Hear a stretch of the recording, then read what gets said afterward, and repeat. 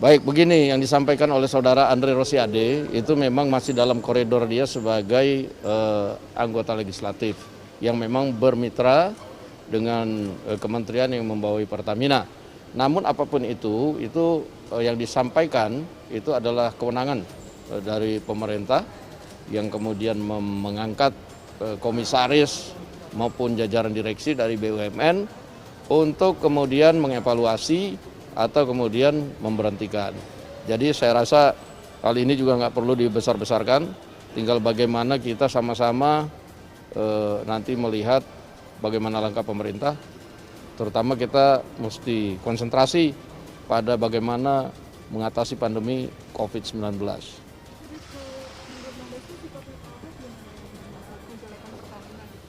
Saya tidak dalam memberikan kapasitas menilai karena itu sudah dievaluasi oleh komisi yang membawahi bidang BUMN yaitu Komisi 6.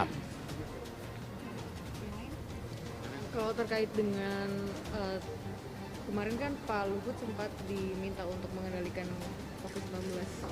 Nah ini gimana sih sebenarnya tanggapannya? Kan udah gue jawab kemarin. Lagi dong. Ini Bang, tanggapan dulu memang harganya kan sangat beragam nih, bahkan cenderung sangat mahal. Hari ini ada isu yang mengatakan juga bahwa ada usulan agar harga PCR ini juga disamaratakan. Terus ada juga yang mengatakan bahwa mampu nggak sih sebenarnya Indonesia untuk menciptakan sendiri alatnya, karena kan kita masih tergantung dari luar Bang. Sedangkan kebutuhan kita untuk melakukan tes atau swab massal ini juga semakin meningkat setiap hari. Baik, jadi memang soal PCR test ini kan ada bermacam-macam alatnya, kemudian reagentnya juga ada bermacam-macam. Nah, kemudian kualitasnya juga saya pikir perlu pengawasan yang lebih jelas dari pemerintah mengenai merek yang memang sudah teruji. Sama seperti halnya rapid test pada waktu itu, kita memang harus jeli untuk menilai apakah alat tersebut memang visible atau tidak, termasuk reagentnya. Oleh karena itu mungkin masalah keseragaman harga pun juga nanti penting, karena ini menyangkut bagaimana rakyat Indonesia bisa kemudian dikasih kesempatan untuk melakukan tes melalui PCR. Dan saya pikir kemarin itu juga sudah bagus, ada rapid reagent namanya yang dibuat oleh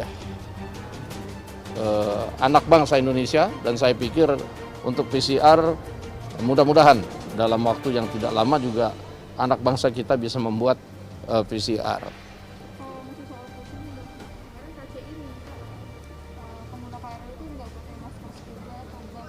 Apa? Masker scuba ada Oke. Sekarang nggak Ya. boleh di Jadi memang menurut hasil penelitian masker scuba atau buff itu kan memang untuk bakteri atau virus ketahanannya lebih rentan kalau menurut penelitian. Oleh karena itu memang dalam hal ini sosialisasi di kereta itu memang paling banyak dan padat. Oleh karena itu kebijakan yang diambil oleh kereta api itu dapat dimaklumi, tetapi kereta api itu harus melakukan sosialisasi yang lebih banyak lagi kepada masyarakat untuk supaya masyarakat mengetahui bahwa kalau menaiki kereta api harus memakai masker yang bukan masker scuba.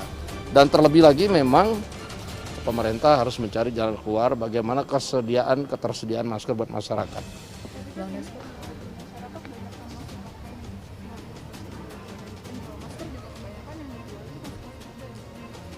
Iya, makanya kita memang mesti lakukan sosialisasi soal itu. Oke, Bang Dasko, ini kan KPU memperbolehkan UMKM musik, sedangkan ini sedang dalam masa pandemi, tanggapan dari DPR sendiri bagaimana? Jadi memang itu ada peraturan KPU yang menyatakan boleh melakukan konser musik.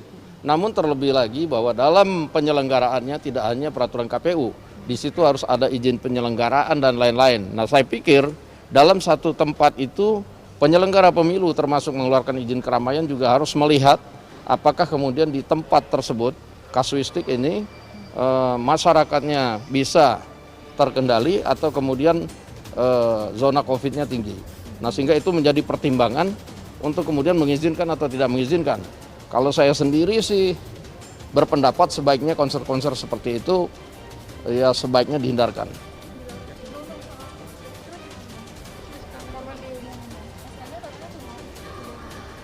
Belum no. bahwa SK dari Partai Gerindra sedang dalam proses di Kementerian Kumham. Mari kita sama-sama menunggu nanti setelah prosesnya selesai dan dikeluarkan dari Kementerian Hukum dan HAM. Katanya ada isu mau ada ketua harian HAM. Saya belum tahu. Makasih Bang.